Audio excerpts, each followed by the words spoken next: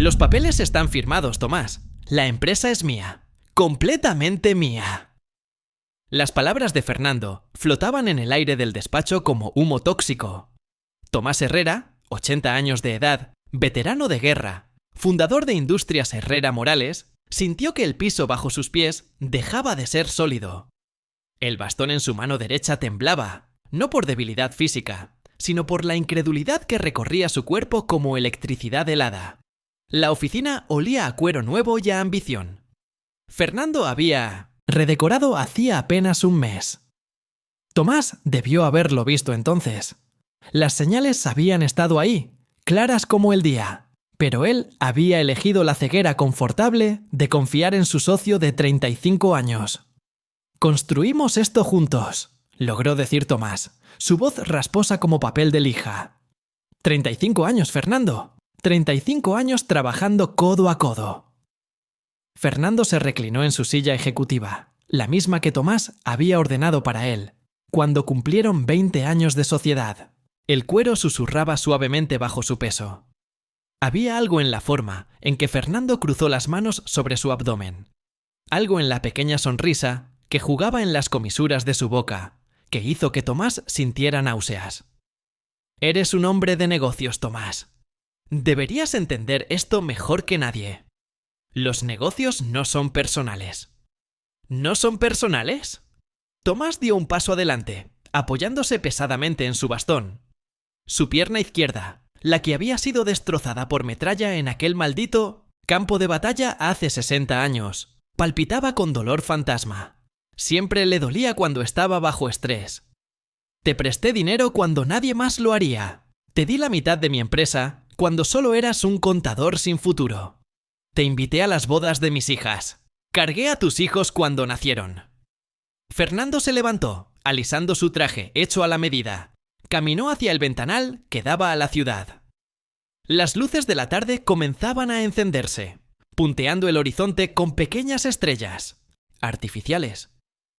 Tomás había visto esa misma vista miles de veces desde este despacho, cuando todavía era su despacho. «Precisamente por eso estoy siendo generoso contigo», dijo Fernando sin voltearse. «Pude haberte dejado sin nada, pero te voy a dar 500.000 pesos. Es más que justo considerando que la empresa vale 50 millones». La risa que salió de Tomás fue amarga, seca como huesos blanqueados por el sol. ¿500.000? ¿Por la mitad de una empresa que yo fundé? ¿Por 35 años de trabajo? ¿Por la mitad de una empresa que, según los documentos legales, ya no te pertenece? ¿Recuerdas cuando tuvimos esos problemas con la auditoría hace 2 años? ¿Recuerdas que firmaste esos poderes notariales, dándome autoridad para manejar ciertos aspectos legales mientras tu salud estaba delicada? Tomás recordaba. Había tenido un infarto menor. Los doctores le habían dicho que necesitaba descansar, reducir el estrés. Fernando se había ofrecido a encargarse de todo, a mantener la empresa funcionando, mientras Tomás se recuperaba. Y Tomás, agradecido, confiado, había firmado. «Usaste esos poderes para transferir mi participación a tu nombre». No era una pregunta, era una afirmación. Una verdad que Tomás finalmente estaba viendo con claridad brutal. Fernando se volvió, y ahora su sonrisa era completa, sin disimulo. «Usé los poderes exactamente como estaban redactados. Todo legal. Todo dentro del marco de la ley. Mi abogado me aseguró que no había forma de que pudieras impugnarlo». «¿Tu abogado?», repitió Tomás. «El hijo de tu hermana, el que acababa de graduarse. El que me dijiste que necesitaba experiencia y que le permitimos trabajar con nosotros. Resulta que el muchacho es muy talentoso. Encontró ciertas lagunas en nuestro contrato societario original, lagunas que pudimos explotar». Tomás sintió que algo se rompía dentro de su pecho. No era su corazón, aunque en ese momento deseó que lo fuera. Era algo más profundo, más fundamental. Era la ruptura de una creencia que había sostenido por décadas, que el esfuerzo honesto era recompensado, que la lealtad significaba algo, que la palabra de un hombre valía más que cualquier documento legal. ¿Por qué? La pregunta salió como un susurro. Teníamos suficiente dinero ambos. La empresa era exitosa. ¿Por qué esto? Fernando regresó a su escritorio, abrió un cajón y sacó un cheque. Lo colocó sobre la superficie pulida de madera, empujándolo hacia Tomás. Porque yo construí esta empresa tanto como tú. Porque mis ideas, mis estrategias, mis conexiones la hicieron crecer. Pero siempre era Industrias Herrera Morales. Siempre tu nombre primero. Siempre eras tú el fundador, el visionario. Yo era solo el socio, el número 2. Nunca te traté como número 2. No en mi cara, no. Pero cada artículo de periódico, cada premio, cada reconocimiento. Tomás Herrera, fundador de Industrias Herrera Morales, acompañado de su socio Fernando Morales. Siempre el fundador y el socio. Nunca cofundadores, nunca iguales. Tomás miró el cheque. 500.000 pesos. 35 años reducidos a un pedazo de papel. Podía tomar ese dinero y desaparecer. Rendirse. Aceptar que había sido derrotado por alguien en quien había confiado ciegamente. No voy a firmar nada, dijo, empujando el cheque de regreso. No voy a validar este robo con mi firma. Fernando suspiró, guardando el cheque de vuelta en el cajón. Entonces, no recibes nada. La oferta expira al final del día. Después, ni siquiera los 500.000. Me iré con mi dignidad entonces.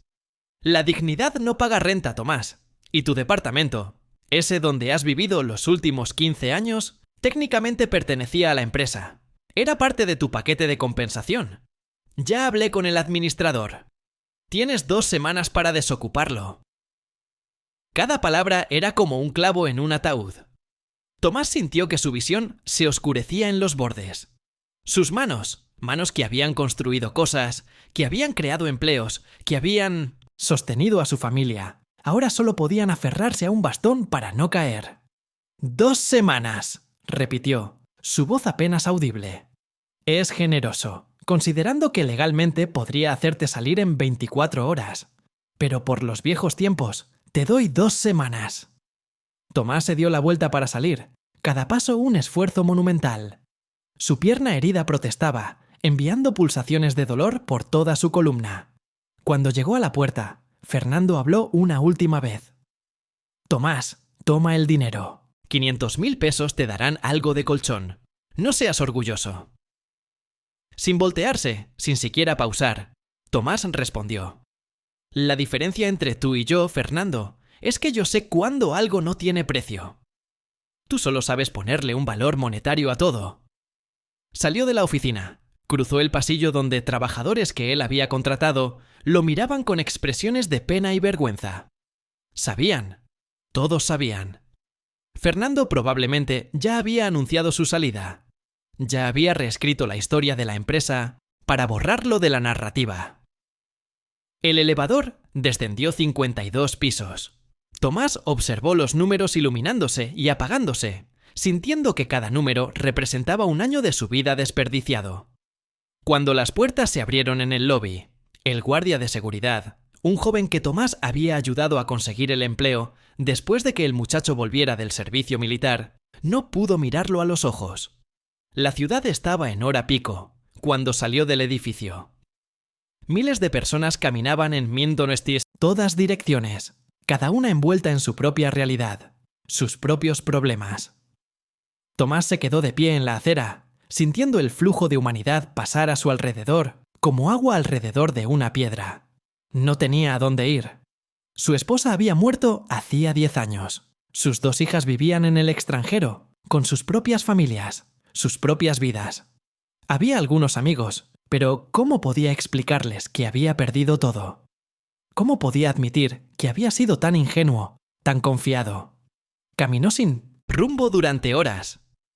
Sus piernas dolían, su espalda protestaba, pero seguía caminando. La ciudad se transformaba a su alrededor mientras el día se convertía en noche. Las calles prósperas del centro gradualmente dieron paso a barrios más humildes, luego a zonas industriales abandonadas. Fue en uno de estos barrios industriales, mientras la luna llena iluminaba su camino, que Tomás vio el vagón de tren. Estaba en un terreno baldío, rodeado de maleza alta y basura acumulada. Era un vagón viejo, de carga, con la pintura descascarada y las ruedas oxidadas. Alguien había removido las puertas corredizas hacía mucho tiempo, dejando un hueco oscuro que parecía una boca abierta. Tomás no sabía por qué se acercó. Quizás era la curiosidad. Quizás era el cansancio. Quizás era simplemente que no tenía otro lugar donde ir, y la noche se estaba volviendo fría. Trepó al vagón con dificultad, su pierna mala quejándose con cada movimiento. El interior olía a metal oxidado y a años olvidados. El piso estaba cubierto de polvo y hojas secas que el viento había arrastrado dentro. Había grafiti en las paredes internas, capas sobre capas de mensajes dejados por almas perdidas que habían pasado por ahí. Se sentó en un rincón, recargando su espalda contra la pared de metal frío. La luna entraba por el hueco de la puerta, iluminando el espacio con luz plateada. Era casi hermoso, en su decadencia. Cerró los ojos y las lágrimas finalmente llegaron. No las había permitido antes, pero ahora, solo en ese vagón abandonado, lejos de miradas juiciosas, dejó que fluyeran. Lloró por los años perdidos. Lloró por la confianza traicionada. Lloró por el futuro incierto que se extendía frente a él como un desierto sin fin. Cuando las lágrimas se secaron, Tomás abrió los ojos y miró alrededor del vagón con nueva perspectiva. Las paredes eran sólidas a pesar del óxido. El techo no tenía goteras. La estructura era fundamentalmente fuerte. Una idea comenzó a formarse en su mente. Era absurda. Era imposible. Era exactamente el tipo de idea que un hombre de 80 años sin recursos no debería considerar. Pero mientras más la pensaba, más posible se volvía. Había construido una empresa desde cero, con menos de lo que tenía ahora. Entonces, solo tenía determinación y habilidades. Ahora tenía lo mismo, más décadas de experiencia. Se puso de pie, usando su bastón para apoyarse. Caminó por el vagón, examinando cada rincón, cada soldadura, cada imperfección. Mientras lo hacía, su mente comenzó a trabajar, a planear, a diseñar. El vagón medía aproximadamente 12 metros de largo y 3 de ancho. 36 metros cuadrados. Pequeño, sí, pero suficiente. Con el trabajo correcto, podría convertirse en algo habitable. Tendría que limpiar primero, remover el óxido, reparar las paredes. Necesitaría aislamiento para las noches frías y los días calurosos. Ventanas, una puerta apropiada, electricidad. Se detuvo. Electricidad, agua, permisos. Todo requería dinero, y él no tenía nada. Pero, espera. Miró su mano izquierda, su reloj. Un Rolex que había comprado para celebrar el 20º aniversario de la empresa. Valía al menos 50.000 pesos en el mercado de segunda mano. En su dedo, su anillo de bodas. Oro puro. Probablemente 20.000 más. Se quitó ambos lentamente, sintiendo el peso de lo que estaba a punto de hacer. El reloj había sido un símbolo de éxito. El anillo, un símbolo de amor eterno con su difunta esposa. Pero ella habría entendido. Ella siempre entendió que la supervivencia requiere sacrificio. A la mañana siguiente, Tomás vendió ambas piezas en una casa de empeño. 70.000 pesos en total. El hombre detrás del mostrador, claramente aprovechándose de su desesperación. Tomás no regateó. No tenía el lujo del orgullo. Con ese dinero compró herramientas básicas de una ferretería usada. Un soplete para remover el óxido. Lijas de varios grosores. Pintura anticorrosiva. Lona impermeable para cubrir el techo temporalmente. Una lámpara de batería solar. Un colchón delgado de espuma. También compró comida enlatada y agua embotellada, suficiente para 2 semanas. Los primeros días fueron los más difíciles. El trabajo físico, que no había realizado en décadas, dejaba su cuerpo quebrado al final de cada día. Sus manos, acostumbradas a sostener plumas y papeles, se llenaron de ampollas que luego se convirtieron en callos. Su espalda gritaba cada mañana cuando se levantaba del colchón en el piso de metal. Pero había algo liberador en el trabajo físico. Cada golpe de lija contra el metal oxidado, cada capa de pintura aplicada, cada pequeña mejora era progreso tangible. A diferencia de años administrando una empresa, donde los resultados eran números en hojas de cálculo, aquí podía ver exactamente lo que sus esfuerzos producían. Una semana después del inicio, el vagón ya no parecía un pedazo de basura abandonado. Las paredes brillaban con pintura fresca azul oscuro. Había instalado cortinas improvisadas sobre el hueco de la puerta, usando lonas. El piso estaba limpio y había colocado palets de madera recuperados para crear una base elevada donde poner su colchón. Los vecinos comenzaron a notar. Al principio lo miraban con curiosidad y algo de lástima. Un viejo loco viviendo en un vagón. Pero luego, cuando vieron la transformación, cuando vieron cómo el vagón pasaba de ser basura a convertirse en algo casi presentable, algunos comenzaron a acercarse. Una mujer mayor, doña Carmen, que vivía en una casa pequeña cerca del terreno, fue la primera en hablarle. ¿Qué está construyendo, señor? Tomás, sudoroso y cubierto de polvo de lijado, se detuvo en su trabajo. Un hogar. Ella lo miró escépticamente. En un vagón de tren. ¿Por qué no? Tiene paredes, tiene techo. Con el trabajo correcto, puede ser tan bueno como cualquier casa. Doña Carmen se quedó callada por un momento, luego sonrió. Mi difunto esposo solía decir algo parecido. Decía que un hogar no es el edificio, sino lo que pones dentro de él. A partir de ese día, doña Carmen pasaba ocasionalmente con comida sobrante. Un plato de arroz aquí, unos tacos allá. Tomás al principio se resistió a aceptar caridad, pero ella insistió. No es caridad, dijo firmemente. Es ser vecinos. Los vecinos se cuidan entre sí. Otros residentes del barrio también comenzaron a contribuir. Don Miguel, un plomero retirado, le ayudó a conectar una tubería improvisada a una toma de agua municipal cercana. Técnicamente era ilegal, pero don Miguel conocía a alguien en la oficina, de agua que hizo la vista gorda. Todos necesitamos agua, dijo con un guiño. Y todos hemos necesitado ayuda alguna vez.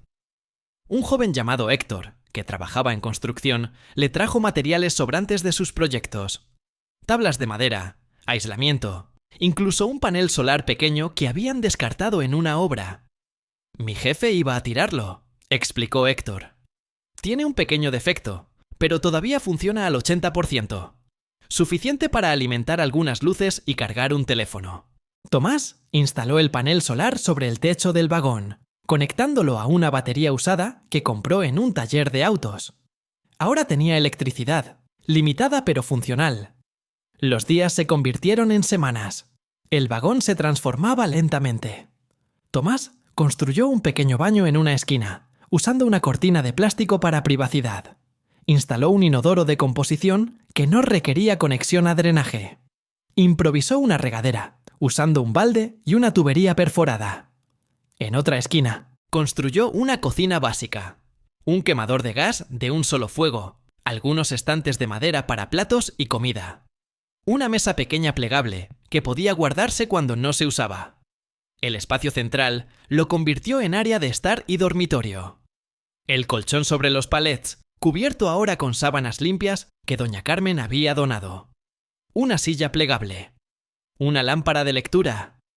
Algunos libros de la biblioteca móvil que visitaba el barrio cada 2 semanas. 3 meses después de llegar al vagón, por primera vez, Tomás se sentó afuera una noche mirando su creación. Ya no era un vagón abandonado. Era un hogar. Pequeño, humilde, pero suyo. Los vecinos habían comenzado a llamarlo el vagón de don Tomás. Y venían ocasionalmente a visitarlo, curiosos por ver las últimas mejoras. Algunos le pedían consejos sobre sus propias reparaciones caseras. Otros simplemente se sentaban con él a tomar café, compartiendo historias. Una tarde, mientras Tomás trabajaba en instalar una ventana pequeña que había encontrado en un basurero, un autocaro se detuvo cerca del terreno. Tomás reconoció el vehículo antes de ver al conductor. Fernando bajó del auto, mirando alrededor con expresión de disgusto. Sus zapatos italianos cuidaban de no pisar la tierra suelta. Cuando finalmente vio a Tomás, su rostro mostró una mezcla de sorpresa y algo que parecía ser incomodidad. «Tomás», dijo, acercándose cautelosamente. «Te he estado buscando». Tomás continuó trabajando en la ventana, ajustando los tornillos sin mirarlo. ¿Para qué? Bueno, escuché rumores de dónde estabas. No podía creerlo. ¿De verdad estás viviendo en un vagón de tren? Como puedes ver. Fernando miró el vagón, sus ojos recorriendo las mejoras, la pintura fresca, los detalles cuidadosos. Había algo en su expresión que Tomás no podía descifrar completamente. Esto es, no tenías que llegar a esto, Tomás. El cheque todavía está disponible. 500.000 pesos. Podrías rentar un departamento decente. Vivir con comodidad. Vivo con comodidad, respondió Tomás, finalmente volteando a mirarlo. Tengo un techo sobre mi cabeza, agua, electricidad. Tengo vecinos que se preocupan por mí. Tengo un proyecto que es mío. ¿Qué más necesito? Dignidad. La palabra quedó suspendida entre ellos como una acusación. Tomás se rió, un sonido genuino y sorprendentemente alegre. ¿Dignidad? Fernando, tengo más dignidad aquí, en este vagón que construí con mis propias manos, que la que tendría viviendo de dinero robado. No fue robado, todo fue legal. Legal y moral no siempre son lo mismo. Tú hiciste algo legal, pero sabes en tu corazón que fue inmoral. Fernando se quedó en silencio, mirando el suelo. Cuando habló de nuevo, su voz era más baja, casi vulnerable. La empresa está luchando. Sin ti, sin tu visión, las cosas no van bien. Los clientes preguntan por ti. Los empleados no confían en mí de la misma manera. ¿Y viniste aquí esperando qué? Que regresara y arreglara tus problemas. Vine porque... Fernando Seminameis detuvo, pasándose una mano por el cabello. Vine porque me di cuenta de que cometí un error. No en los negocios, los números todavía funcionan, pero en lo demás. En la forma en que las personas me miran ahora. En la forma en que mis propios hijos me preguntan sobre lo que hice. Tus hijos saben. ¿Les dijiste? No tuve que decirles nada. La verdad tiene forma de revelarse sola. Fernando sacó un sobre de su saco. Traigo los papeles. Podemos revertir todo. Hacerte socio nuevamente. 50-50 como antes. Tomás terminó de instalar la ventana, probando que abría y cerraba suavemente. Luego se limpió las manos en un trapo y se volvió hacia Fernando completamente. No. ¿No? No voy a regresar a la empresa. No voy a ser tu socio de nuevo. Porque aprendí algo en estos meses. Algo que no había entendido en 80 años de vida. ¿Qué? Que el éxito no se mide en edificios de 50 pisos o cuentas bancarias de millones. Se mide en la paz que sientes cuando te despiertas en la mañana. Se mide en las conexiones reales que tienes con las personas a tu alrededor. Se mide en la satisfacción de crear algo con tus propias manos. Fernando miró el vagón de nuevo, luego a Tomás. Estás viviendo en un pedazo de metal oxidado en un terreno baldío. Estoy viviendo en un hogar que construí cuando todos pensaban que era demasiado viejo, demasiado débil, demasiado acabado. Estoy viviendo prueba de que nunca es demasiado tarde para empezar de nuevo. Eres un tonto. Quizás, pero soy un tonto feliz. Fernando guardó el sobre de nuevo, negando con la cabeza. No puedo entenderte. Lo sé. Y esa es precisamente la razón por la cual nuestra sociedad nunca iba a funcionar a largo plazo. Tú ves números y yo veo personas. Tú ves oportunidades y yo veo responsabilidades. Sin decir más, Fernando regresó a su auto. Antes de subir, se volteó una última vez. ¿Qué se supone que debo hacer ahora? Tomás sonrió, una sonrisa genuina sin rencor. Aprende a vivir con tus decisiones. Es lo que todos tenemos que hacer. El auto se alejó, dejando una estela de polvo. Tomás observó hasta que desapareció completamente. Luego regresó a su trabajo. Tenía planes de construir un pequeño porche frente al vagón. Nada elaborado, solo un techo extendido con un par de sillas donde pudiera sentarse en las tardes. Esa noche, mientras Tomás se preparaba para dormir, escuchó voces afuera. Miró por la nueva ventana y vio a varios de sus vecinos acercándose, cargando herramientas y materiales. Salió a recibirlos, confundido. ¿Qué está pasando? Don Miguel habló por todos.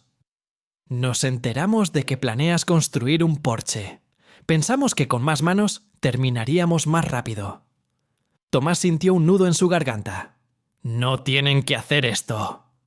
Lo sabemos, dijo doña Carmen. Por eso lo hacemos, no por obligación, sino porque queremos. Trabajaron hasta medianoche bajo la luz de lámparas portátiles. Cuando terminaron, el porche no solo estaba completo, sino que era más elaborado de lo que Tomás había imaginado. Tenía barandales tallados, que don Miguel había hecho, macetas colgantes, que doña Carmen había traído, incluso un pequeño letrero pintado a mano que decía «Casa de don Tomás», que Héctor había creado. Mientras todos se despedían y regresaban a sus hogares, Tomás se sentó en su nuevo porche, mirando las estrellas. 80 años le había tomado entender que la riqueza real no se contaba en pesos, sino en momentos como este. Su teléfono vibró. Un mensaje de texto de un número desconocido. Al abrirlo, encontró fotos. Fotos de Fernando en su oficina, solo, rodeado de papeles y computadoras. Las luces de la ciudad brillaban detrás de él a través del ventanal, pero su rostro se veía vacío, cansado. El mensaje decía: cerramos el trimestre con pérdidas por primera vez en 30 años. Los accionistas están furiosos. Probablemente me saquen de la empresa el próximo mes. Tenías razón sobre todo. Tomás leyó el mensaje 2 veces. Luego borró el número y lo bloqueó. No había satisfacción en la caída de Fernando, solo tristeza por los años perdidos, por las lecciones aprendidas demasiado tarde. Guardó su teléfono y cerró los ojos, escuchando los sonidos nocturnos del barrio. Perros ladrando en la distancia, el murmullo suave de televisores en las casas cercanas, el viento susurrando a través de los árboles. Estaba en casa. Finalmente, verdaderamente, estaba en casa. Y en ese vagón de tren transformado, un veterano de 80 años había encontrado algo que todo el dinero del mundo nunca podría comprar: paz.